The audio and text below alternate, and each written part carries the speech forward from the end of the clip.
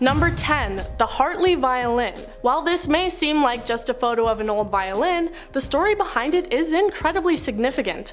This is because the instrument managed to survive the sinking of the Titanic. We all know the story of the ship that hit the iceberg and sank, so let me tell you the story of Wallace Henry Hartley. Hartley was the band leader on the Titanic, and the violin was an engagement gift from his fiancée before he took off on the journey. He was one of the players who stood on the deck of the ship and played music while it sank, attempting to calm the frightened passengers as they boarded lifeboats. Hartley was found 2 weeks later, clutching the case that was strapped to his body. Inside it was his violin, still in good condition thanks to the case protecting it from the water and cold. It went on to be the most valuable Titanic artifact ever sold, selling at auction for $1.7 million. It is now displayed at a history museum in Branson, Missouri, going on to survive long after it played its final notes on the ship. Number 9. Big Island Hiker. In 2015, Dalen Pua decided to go on a hike in Hawaii. He told his grandmother he was going to be hiking the Stairway to Heaven Trail, which his grandmother warned against as this was a prohibited area. While on his hike, he posted several pictures to social media. Most seemed to be normal, just showing off the view.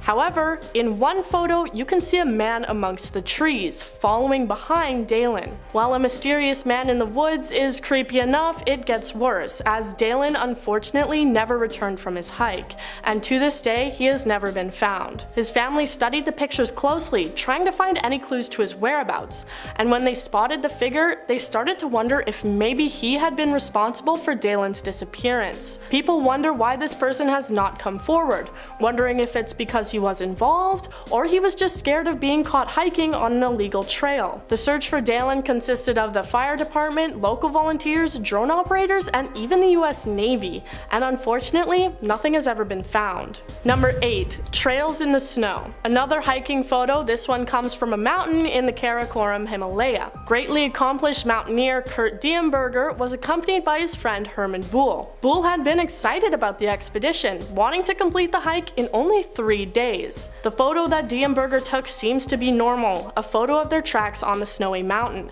However, when you look closely, you can see that one of the tracks does not continue, instead falling off the side. This is because Diemberger took this photo after Herman Buhl fell off the side of the mountain. Retreating from a snowstorm, Buhl stepped off to the side, triggering a massive avalanche, and fell almost 900 meters down the slope, never to be seen again. Diemberger notes how in this situation they had not been roped together, which would have been considered a mistake in any other scenario. In this case, however, he says that if they were tied together, that he would have been pulled down, becoming lost in the avalanche with his friend as well. He went on to say that he would never attempt that mountain again, as without Buhl, there is no point. Number 7. Basketball card. By all accounts, this appears to be a regular NBA hoops card, showcasing Mike Jackson from the Knicks.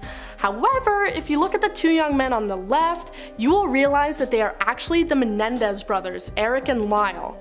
If you're not familiar, the Menendez brothers were from a wealthy family and were found guilty of killing their parents after they had allegedly mistreated them. The two weren't immediately caught and went on a spending spree and apparently watched a New York Knicks game.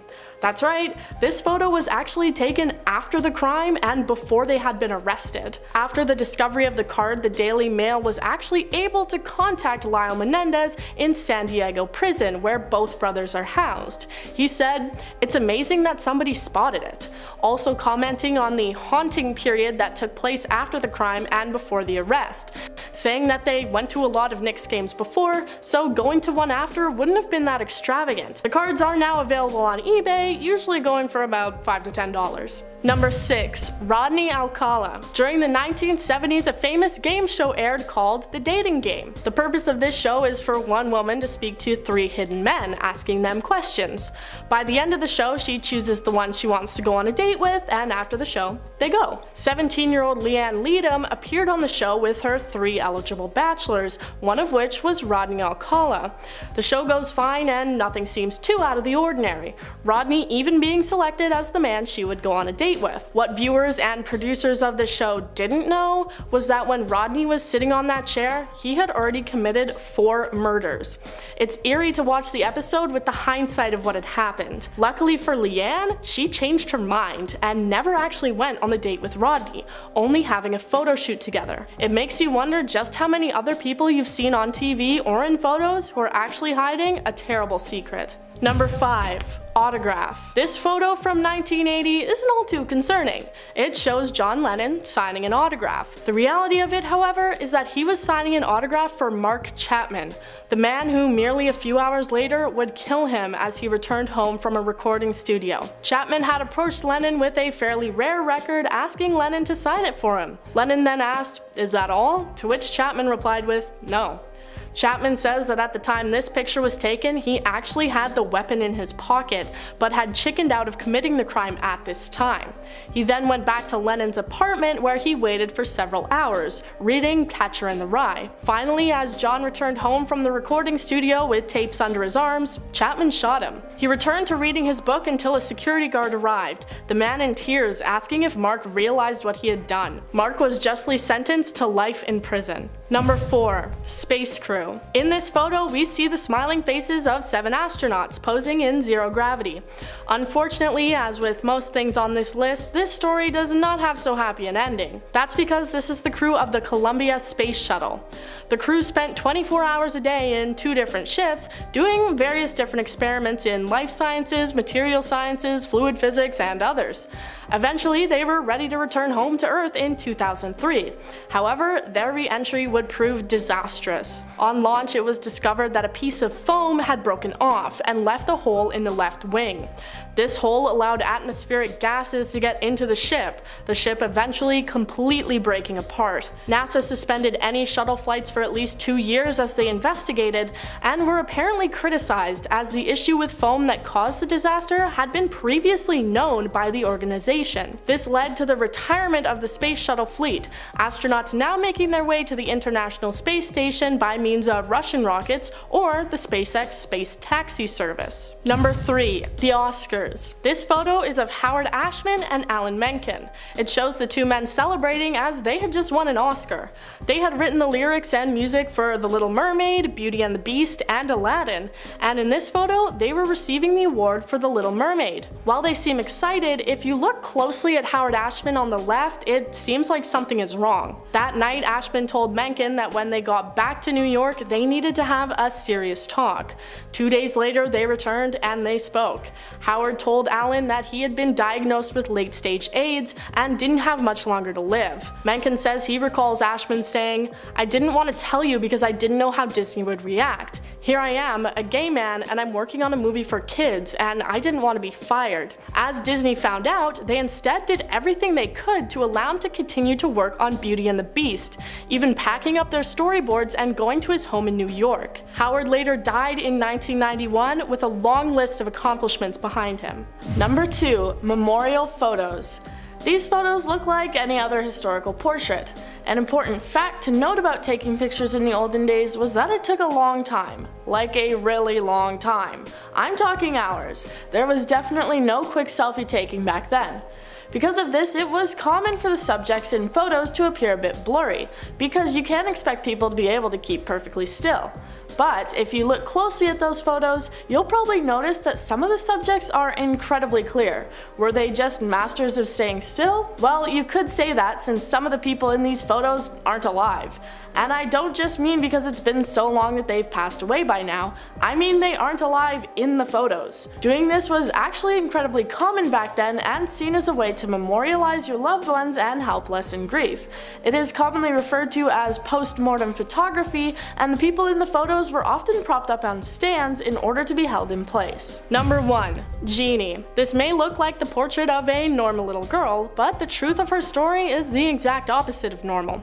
Jeannie Wiley is well known as one of the most popular examples of a feral child, and this is a photo of her. She had been kept tied to a chair for the majority of her childhood, not allowed to speak or cry, her father having often barked and growled at her like a dog. She became an important look into how the minds of children are shaped and how important it is to learn from a young age.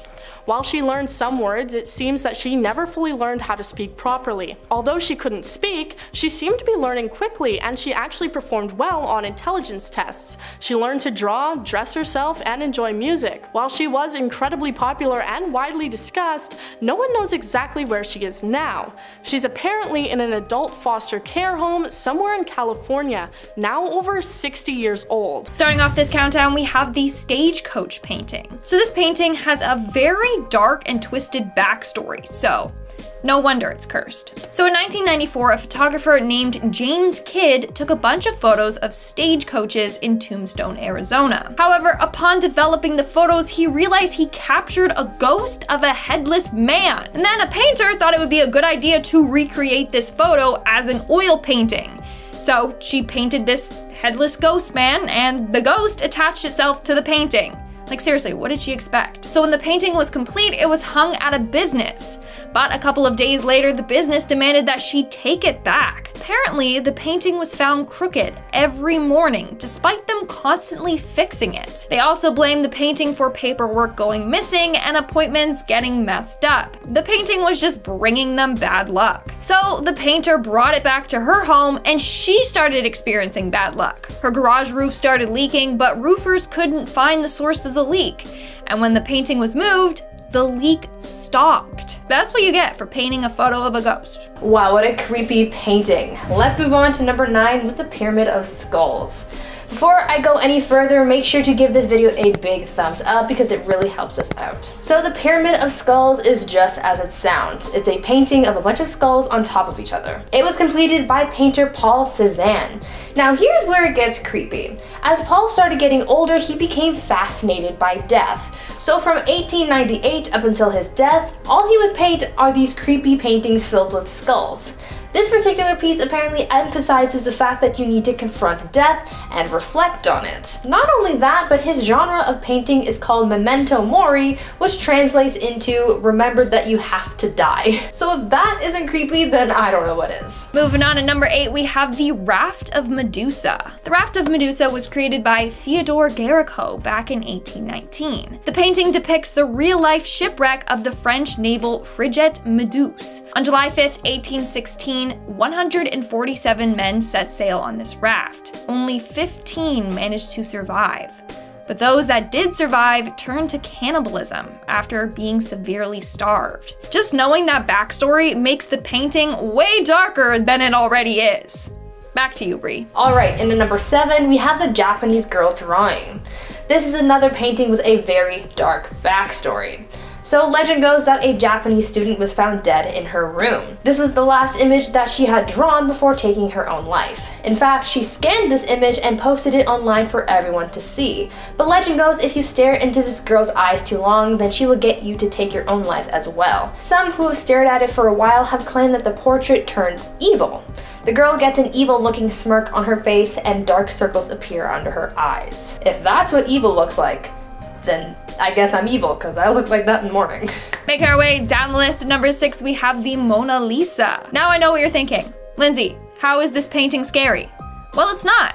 But its backstory certainly is. So there's this famous urban legend surrounding the Mona Lisa. Apparently, a French artist took his life because he was driven mad by the mystery of the Mona Lisa's smile. French artist's name was Luc Mapereau. On June 23rd, 1852, he threw himself from the 4th floor of his Paris hotel. Later, a note was found in his room that read, and I quote, "For years I have grappled desperately with Mona Lisa's smile. I prefer to die." Sadly, that's all we know about this case and Luke. It was featured in a 1999 Smithsonian article and in a book from 1966. It's a pretty creepy case, and now I will never be able to look at the Mona Lisa the same. Coming in at number 5, we have the Weeping Children.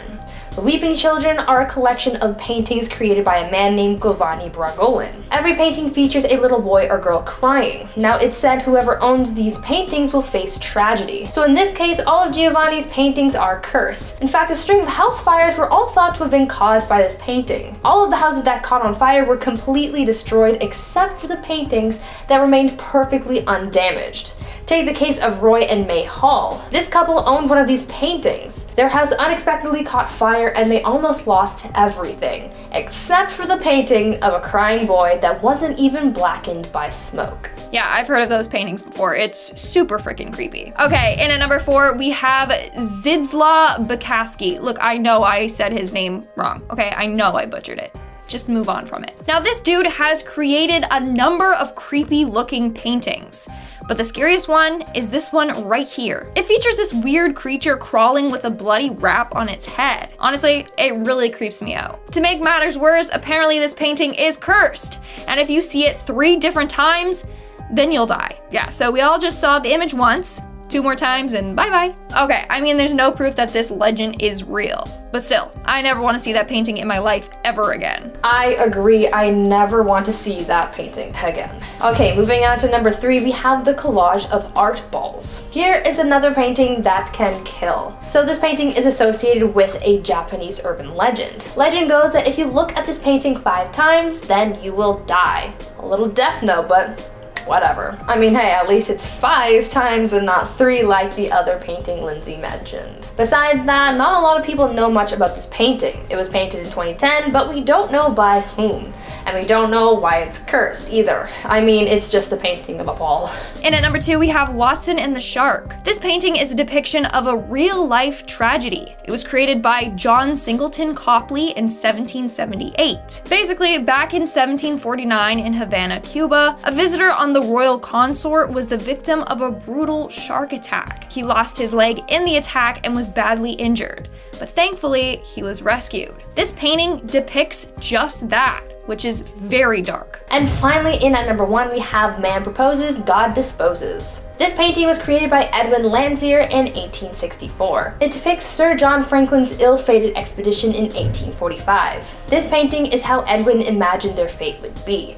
But little did he know that he created an extremely cursed painting. So this painting is hung up in the exam hall at the Royal Holloway University of London. Rumor has it that in the 1970s, a student took his own life after staring at the painting while taking his exam. All he left behind was a note on his exam paper that read, "The polar bears made me do it." Starting off this countdown, we have the bride-to-be. This photo was taken in June of 2014. It features bride-to-be Colette Moreno and her best friend Ashley M. Theobald. They both were on their way to Colette's bachelorette party. You can tell by this selfie just how excited the two are. But sadly, minutes later, the two got into a car crash. Ashley survived, but Colette didn't. So apparently what happened was the two were driving behind a big truck. The truck's fumes were really bad and was affecting Colette's asthma. As a result, she started having a bad coughing fit. So Ashley decided to try to pass the truck and get in front of it. So she pulled into the other lane and sped up to pass it. But seconds later, a car emerged up a slight hill and the two crashed head-on. After the incident, Colette passed away from injuries from the crash.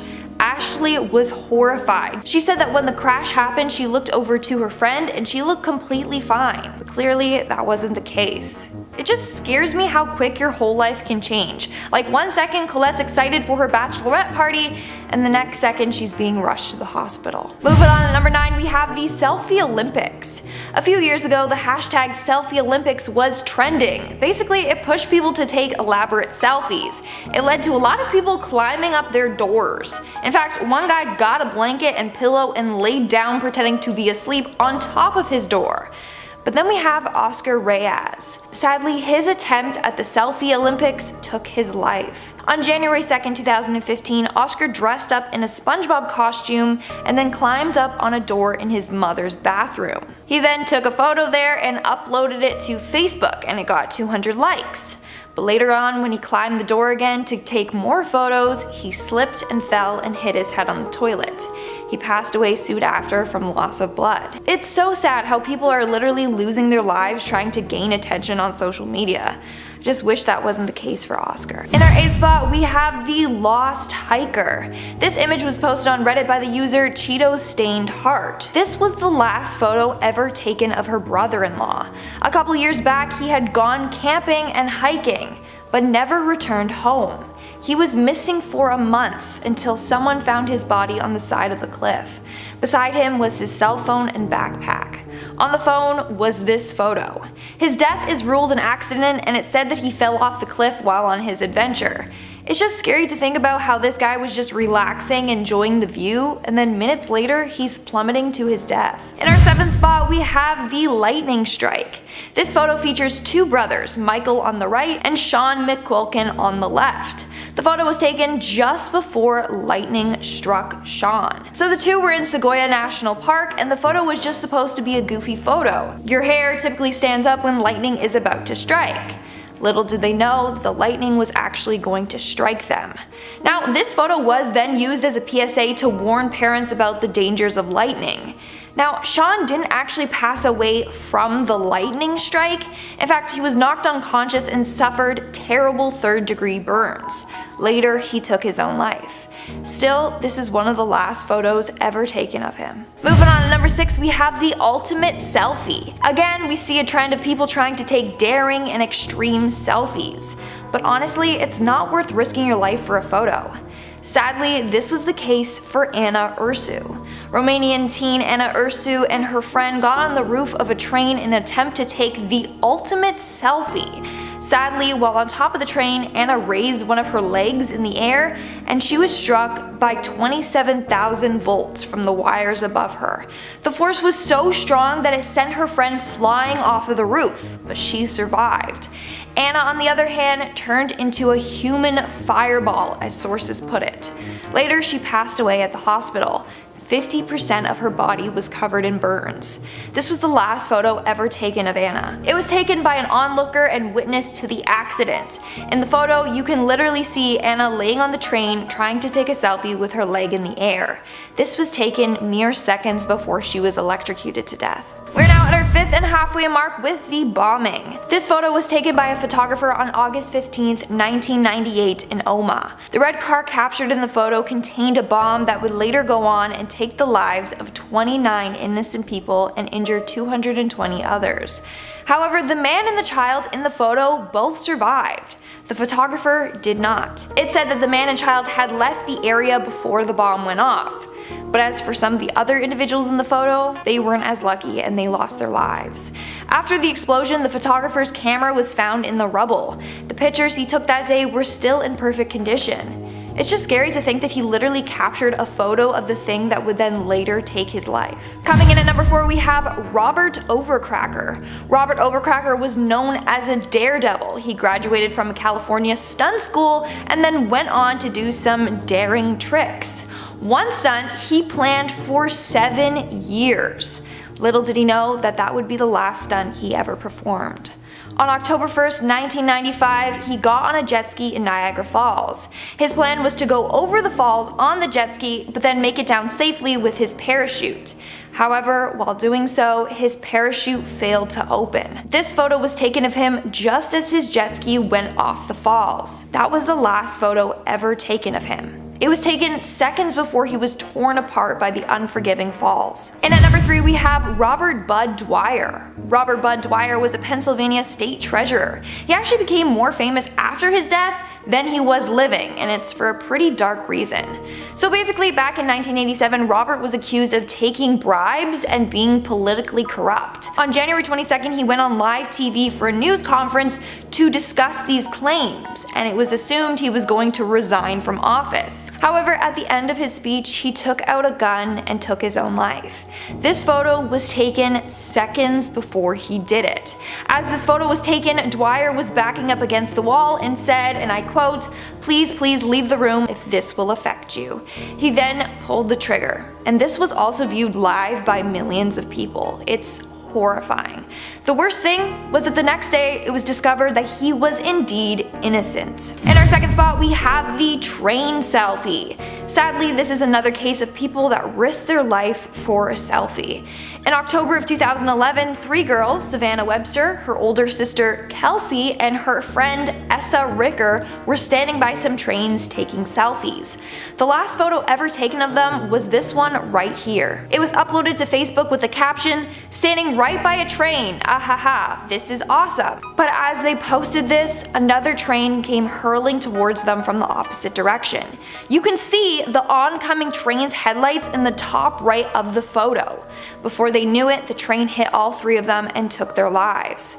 John Anderson, the conductor of the train that hit the girls, said, and I quote, "They were in their own little world." He had blasted the train horn to get the girls' attention, but there was no response from any of them. They honestly didn't hear it coming. He continued on saying, "We watched in horror as we got closer. We saw them for about 12 seconds until they disappeared from our sight, and the train continued moving forward. They tried to stop the train in time, but sadly it was too late." And in our number 1 spot, we have the last free dive. Nicholas Mavoli was known as a daredevil free diver. In May of 2013, he became the first American man to dive down to 100 meters with a single breath. In November of 2013, he attempted to achieve another record. He wanted to reach 236 feet with 1 breath of oxygen and without the assistance of flippers. These photos were taken right after his dive. As he resurfaced, he gave the OK sign, tried to speak, but then he passed out. He never regained consciousness. He passed away from pulmonary edema. Now, look at these photos. He looks terrified. He looks incredibly shocked and in pain. Sadly, those were the last photos taken of him. In our number 10 spot today, we have John Lennon. Of course, we all know John Lennon as one part of the Beatles who went on after they disbanded to have a very successful solo career. Lennon was not only a musician, but also a peace activist who was strongly anti-war. He was not afraid to display his activism and held a 2-week anti-war demonstration. There was a period of 3 years where the Nixon administration was trying to have him deported for his criticism against the Vietnam War. On December 8th, 1980, Lennon was leaving the Dakota apartment complex when he was stopped by a man named Mark David Chapman. Lennon signed an autograph for Mark, which is what is happening in this photo, and then Lennon went on his way. Little did he know, Mark was going to shoot him later that night. Once Lennon returned to the apartment complex, Mark was there waiting for him to commit his crime. Mark has said he did it mostly for the attention, which is so horrifying, but Mark is also a very religious man who explained that Lennon once saying that the Beatles were more famous than Jesus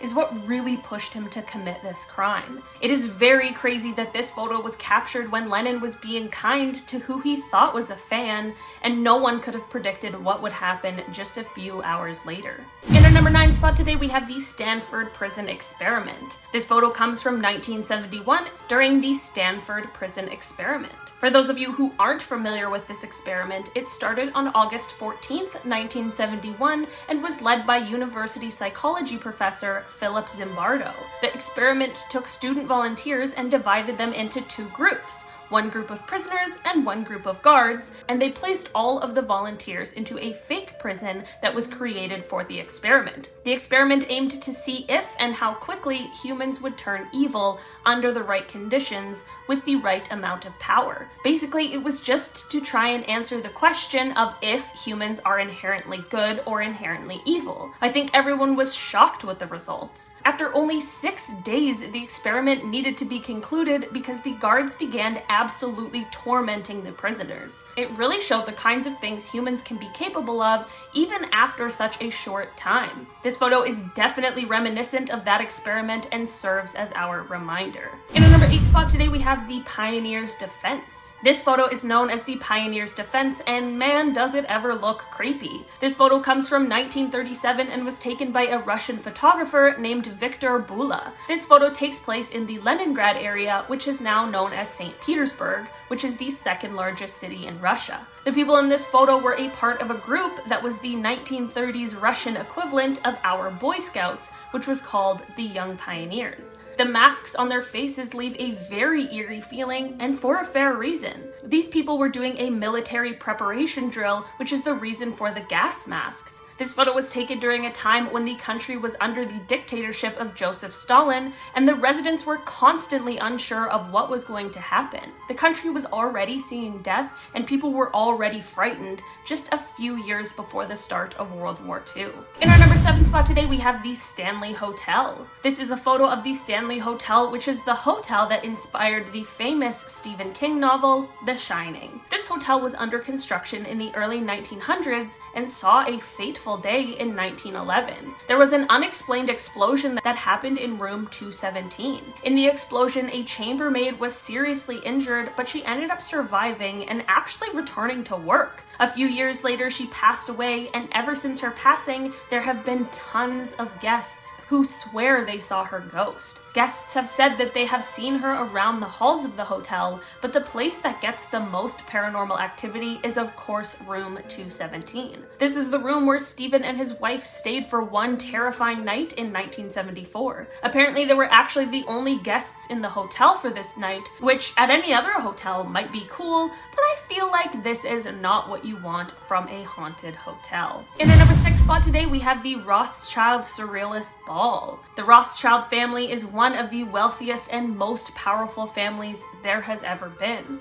For years and years, there have been many rumors swirling about just how powerful and influential they really are, and there are some pretty crazy theories out there. In 1972, the family held a surrealist ball, which is where this photo is from. These photos could be potentially very innocent, but there is just something about these elaborate masks, coupled with the theories about what this family is really up to, that just make it feel very eerie. This party is one of the most legendary there has ever been, and whether or not they really are involved in shady dealings, that still is impressive. In our number 5 spot today, we have the Salem UFO. On the morning of July 16th, 1952, this photo was captured by Shell Alpert and has stumped people ever since. This photo shows 4 unidentified objects hovering in the air above Salem, Massachusetts, and was taken at the Salem Coast Guard Air Station. The objects seem to be above the Winter Island and Cat Cove areas, but there really isn't much more that is known about this strange incident. There were a few theories regarding this photo. One is a camera glitch, others think it may have just been light reflecting off of the window that the photo was taken through. But of course there are people who point to similar incidents that happened in the 1950s and of course believe it is proof of extraterrestrial beings. It is very likely we may never know exactly, but the air of mystery it leaves is definitely kind of cool. In our number 4 spot today, we have the eruption of Mount St. Helens. Mount St. Helens is a stratovolcano located in Skamania County, Washington. The volcano is best known for its huge and disastrous eruption on May 18th, 1980. This photograph comes from photographer Robert Landsberg, who was of course in the area at the time of this eruption. Before the eruption, he had visited the area in order to photograph and document all of the changes that were happening. On May 18th, he was within a few miles of the volcano when it erupted. Since he unfortunately was located so close to the explosion, he knew that he would be unable to escape this disaster, so instead of focusing on the impossible,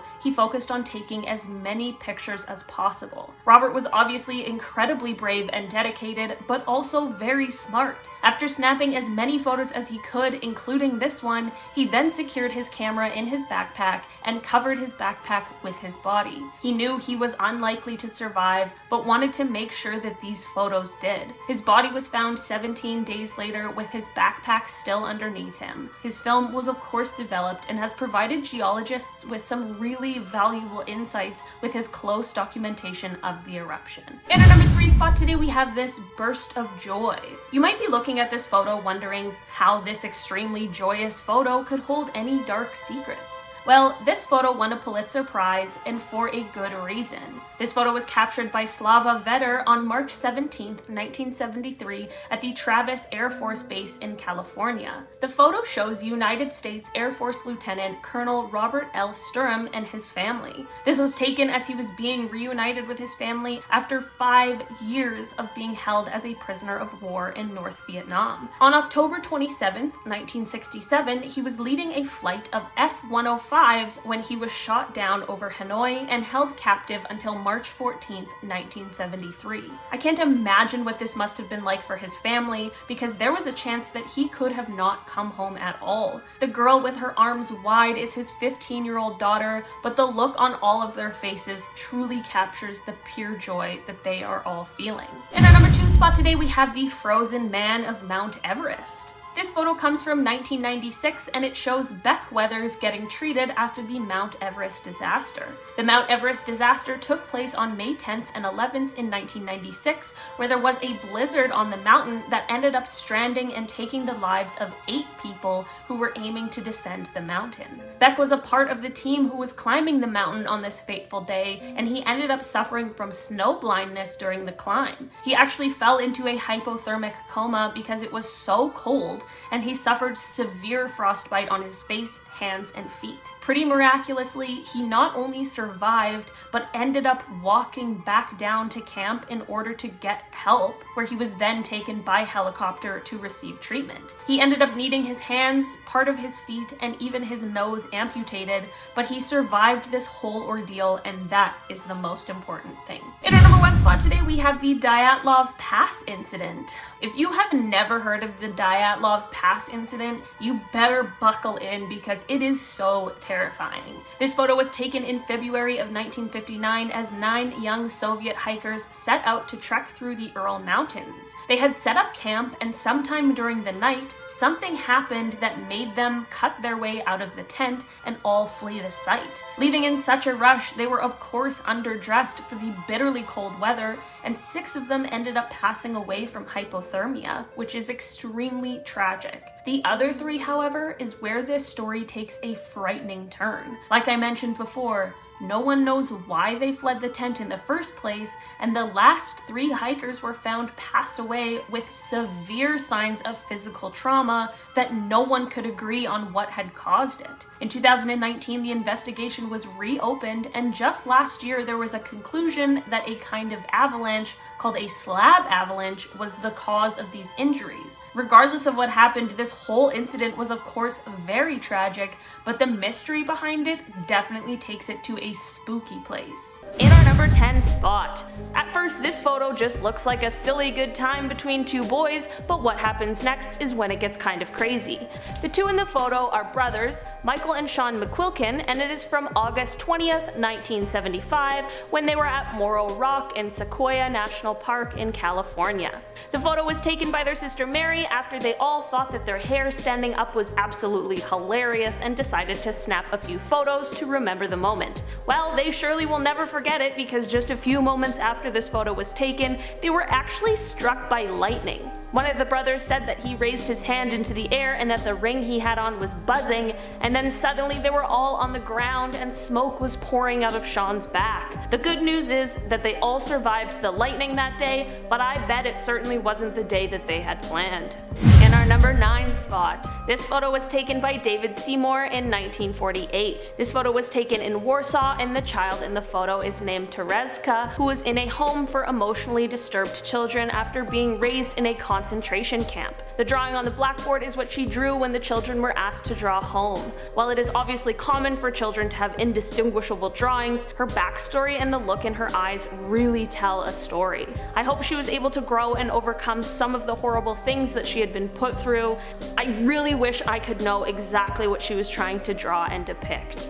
In our number 8 spot. This is a photo from 1991 and is of Rajiv Gandhi, who is the 6th Prime Minister of India. He took office after his mother had been assassinated and was the youngest Prime Minister at only 40 years old. This photo was taken by a 21-year-old local photographer named Hari Babu, but little did everyone know, this would be the last photo he took and the last photo ever taken of Rajiv. leave. Moments after this photo was taken, the woman in the bottom left corner with the orange flowers in her hair approached Rajiv, and when she bent down to touch his feet, she detonated a belt of explosives that she had on under her dress. This explosion ended up killing them all and around 13 other people. Haribabu's camera ended up staying intact throughout the blast, and this is how we were able to retrieve this photo. Coming in at number 7. This photo carries quite the backstory. This photo is of Violet Spears, who was born in Elgin, Scotland in 1839. She was married at 15, and by the time she was 22, she had 4 children.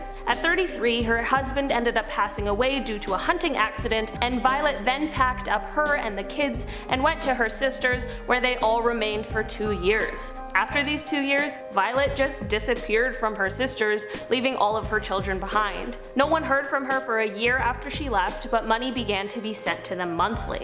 In 1876, a medium and hypnotist named Madame Violet began to gain popularity in Edinburgh. She had a small following at the time that she called her Hive. Slowly, her seances began to get more elaborate and outrageous, and she slowly began to ask clients to donate small bits of blood, saying that it helped her connect to the spirits. She would actually drink the blood given to her, and she has been quoted saying that this element returned to me, had been missing my whole life. Eventually her hive grew, and they all ended up living together and would only come out at night. They would attract and convince men and women, usually with the help of drugs and alcohol, to donate a bit of blood, and most often would convince these people to leave their lives to come and join the hive.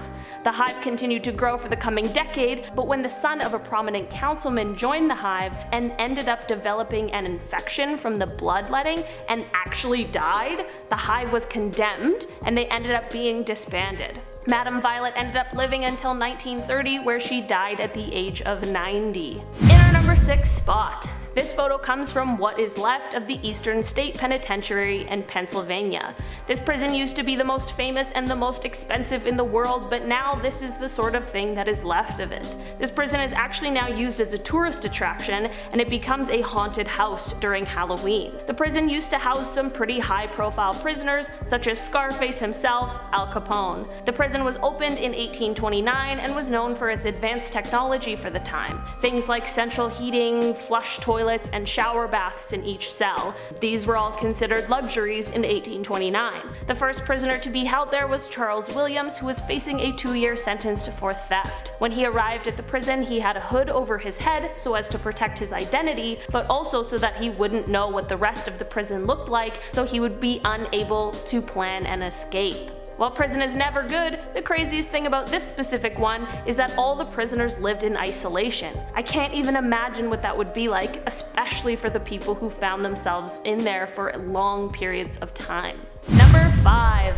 This photo is a series of self-portraits by the artist William Uttermohlen. In 1995, William was diagnosed with Alzheimer's disease, which is an incredibly difficult thing to have to go through. William's self-portraits obviously reflect a lot of what was going on in his mind during some of the last years of his life. Part of what Alzheimer's does is that it affects the part of the brain that we use for visualizing things, which is part of the reasons why the paintings began to get so different from the original. This series of paintings is actually sometimes used as a study material for medical students because it does such a wonderful job at portraying something that a person without Alzheimer's wouldn't be able to understand. I think William left the world with something very sad, but also beautiful, poignant, and important. Number 4. This photo comes from the 19th century from the Third Plague pandemic. This was the first time that the plague had spread to all 5 continents. While we now know something about what that might have been like, what we haven't had to endure are doctors that are dressed like this. This is a photo of the outfits and masks that plague doctors wore when they would come to your house to treat or diagnose you. The long beak-like noses of the masks are very creepy, but they were used to hold herbs and other nicely scented things because they believed that this would help ward off the bad air, which at the time is what they thought was causing the sickness. The COVID-19 pandemic has been bad enough, so I'm very glad that our doctors and nurses can stick to their scrubs and regular masks. There's something about these outfits that just make it seem like something bad is about to happen. Number 3. 3. This photo looks like a big lump of nothing, but it is called an elephant's foot. Don't worry, at first I was worried, but it has nothing to do with elephants and is only named that because of its appearance. This lump was actually created from the Chernobyl nuclear meltdown and is just a mass of corium and other materials that were in the core of the reactor. This elephant's foot was located in the steam distribution corridor, which is under what's left of the reactor. While this mass doesn't produce as much radiation as it did before, it does still produce a deadly amount, but it is said that if you stood in front of it for just 300 seconds, that would be enough to get a lethal dose of radiation. It's kind of crazy that even though they knew this, they were still standing there taking pictures of it, but I'm glad because now we get to see it and it gives us just a little more insight into what happened that day. Number 2. This photo is of a man named Chris McCandless, who may be better known as Alex Supertramp. Chris was a traveler who inspired the book and movie Into the Wild, which were created to follow the story of his life, and more specifically his final great Alaskan adventure. This photo is unfortunately the last photo taken of Chris while he was on this Alaskan trip, and he ended up passing away in the wilderness. A lot of people have speculated that this photo was taken as his sort of goodbye. It is highly debated how he died, so there isn't quite a concrete answer of what exactly happened to him. It is a very unfortunate end to such a young man's life, but he left quite a legacy. His story has inspired countless people and holds a special place in a lot of people's lives. He was a man who rejected conformity and materialism, and with his life and death he really left an important message for all of us to take a step back and remember what is really important. While the story has such a sad ending, there's also a lot of beautiful things that we can take from it. And in our number 1 spot today, this photo was taken by Fred Blackwell on May 28th, 1963, and is actually showing us a moment of protest. The 3 sitting at the counter are Joan Trumpor, Anne Moody, and their sociology teacher, John Salter. The reason why this photo is so important is because these 3 are sitting at a white-only counter at Woolworth's Five and Dime store in Jackson, Mississippi, while being assaulted by an angry mob. People are throwing condiments at them and I'm sure saying some pretty nasty things. The 2 students went to Tougaloo College, which was a black college that ended up being at the core of the civil rights movement in Mississippi. It's amazing to see how brave they are, and a photo like this really is such an important message for us to remember today. Off number 10 now, we have Lisa. We're starting right away with a very creepy one here, and it's also very long too, so let's just get right into the story that this little girl wrote. This is Lisa. She is my friend. My mum and dad can't see her, so they said she is an imaginary friend. Lisa is a nice friend. Today I tried to plant a flower in the yard. I tried to plant it by the sandbox, but Lisa said that's where her daddy is sleeping, so I planted it in a cup of dirt. Lisa is at school with me today. I brought her for show and tell, but Mrs. Monroe got angry because she can't see Lisa. Lisa got sad, so she hid the chalkboard eraser. Yesterday was my birthday party. Mom brought pizza, but no one came. Lisa said people came on the porch and then left, but they left presents. I got 3 Barbies and some shoes and $5. Me and Lisa played Barbies. Mrs. Monroe is absent today. Our substitute is named Mrs. Digman. She is pretty and nice and is letting us have a snack time after diary time. I wish Mrs. Digman can stay our teacher. Yesterday Lisa and me went on a long walk until the moon came out. Daddy got really mad and said Lisa is stupid and fake. Lisa got sad and disappeared. Today she can't come to school, but Mrs. Digman said Mrs. Monroe won't come back. Daddy was at work all day yesterday. He didn't even come home to eat dinner.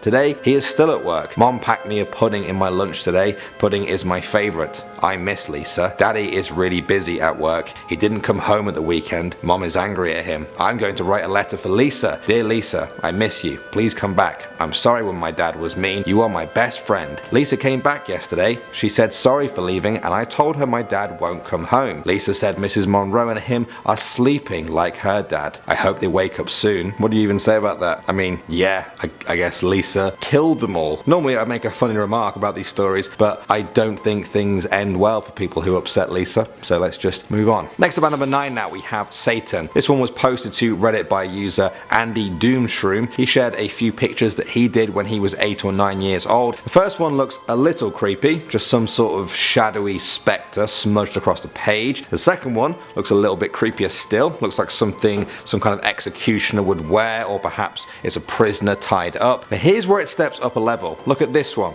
Yes, that is the devil. When I first saw this, I thought the text was written in some sort of demonic language. Fortunately, it's actually written in Finnish.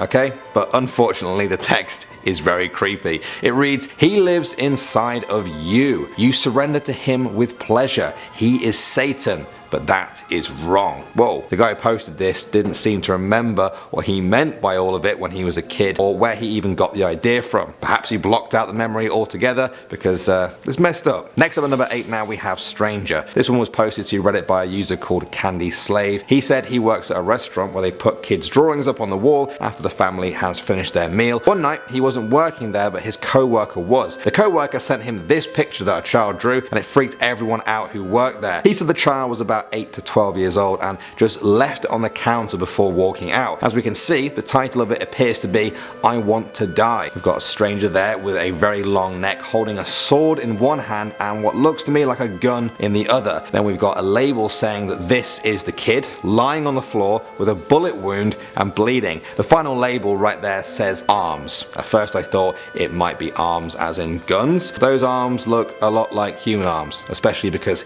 he's actually missing his arms as he lies on the ground. People on Reddit were divided about what was going on with this kid. Some said it was just a normal thing for kids to draw creepy things like this from time to time. Others thought there might be something more serious going on at home for him. What do you guys think? Next up at number 7 now we have Slenderman. I'm sure many of you guys who are fans of all things horror will know who Slenderman is. The legend goes that he is a thin, tall creature with a featureless face and always wearing a suit. He traumatizes and abducts people, especially children. So you can imagine how scared this parent was when their 5-year-old son drew this picture. That looks like a suit to me, the same one Slenderman wears. There's even the red tie right there. We've also got 3 different stages. We've got the classic featureless face on the right, but then he seems to transform. His face grows eyes and a huge mouth with one tooth. His neck length quadruples in size. Is this what the kid saw sometime? Is he just drawing what he remembers from the night before? I really hope not. Next up at number 6 now we have Hulk Smash. It's not very often I get to talk about pop culture and scary things in the same video. This picture has let me do just that. This one was drawn by a 10-year-old. The title is Hulk Smashes, semicolon, the Kardashians. It's a 3-panel comic. The first panel features 2 Kardashian sisters chatting it up. One of them says,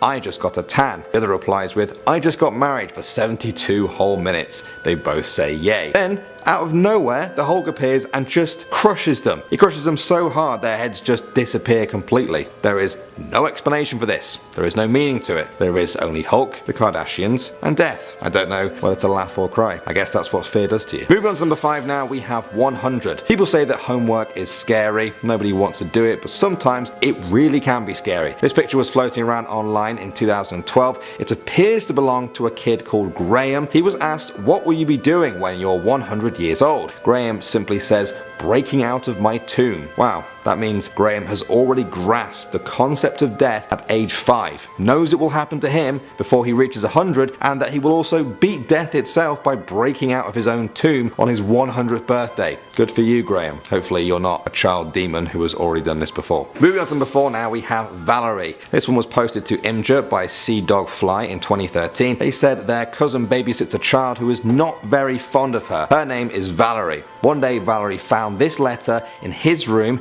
He had left it on his desk. It was addressed to her, reading, "Dear Valerie, get out of my life." And there is Valerie, head lopped off by a giant axe. Now it looks to me like the cut was so quick and clean that her motionless body was just left standing there when she died, looking as shocked as Valerie presumably was when she found that card. When this was posted to Imgur, there were a lot of comments from people freaking out at just how creepy it is. One person said the random dots made it extra creepy. Another only had some advice for Valerie, telling her to jog at an increasing pace. Wise words. Next up at number 3 now, we have the imaginary friend. This one was posted to the subreddit of WTF. If you know what that stands for, you'll know what kind of things get posted there. There isn't so much of a story attached to this one, but I think that might be a good thing. All I know is that a girl was asked to draw a picture of her imaginary friend. Now this is what she drew. That's her on the left, looking pretty normal except for her eyes. Perhaps that has something to do with the imaginary friend standing there right next to her. The first thing you'll notice is that the friend doesn't have 2 arms,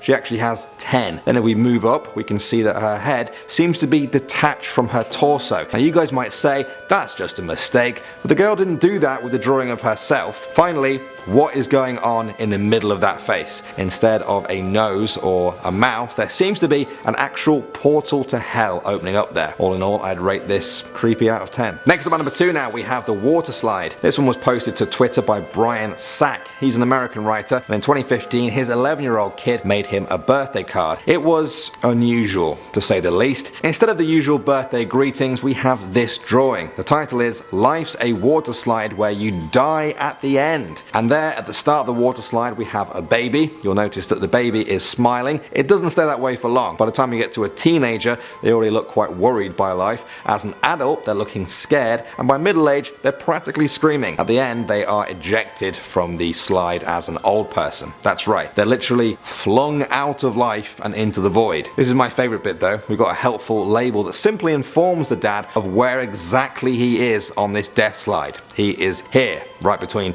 middle age and death. Does this 11-year-old have a twisted sense of humour, or are they just twisted? Let me know your thoughts on this. And finally, number 1 now, we have The Promise. This one was shared by a girl who simply said, my 6-year-old sister was in a fight with my dad, so she drew this. And there we have it, drawn in pen as red as blood. The 6-year-old girl is bringing what looks like a chainsaw to her dad's neck. I'm guessing it's a chainsaw. I think those are teeth blades. Of course, the dad is crying, which you would be too if someone took a chainsaw to your neck, or maybe he's crying blood, I don't know. Perhaps even creepier than that is the warning at the bottom. This is going to happen to you. I mean, I say that's a warning, but to be honest, it sounds a lot more definite than that. It sounds like a promise. I never thought I'd need to say this, but keep that 6-year-old away from a chainsaw.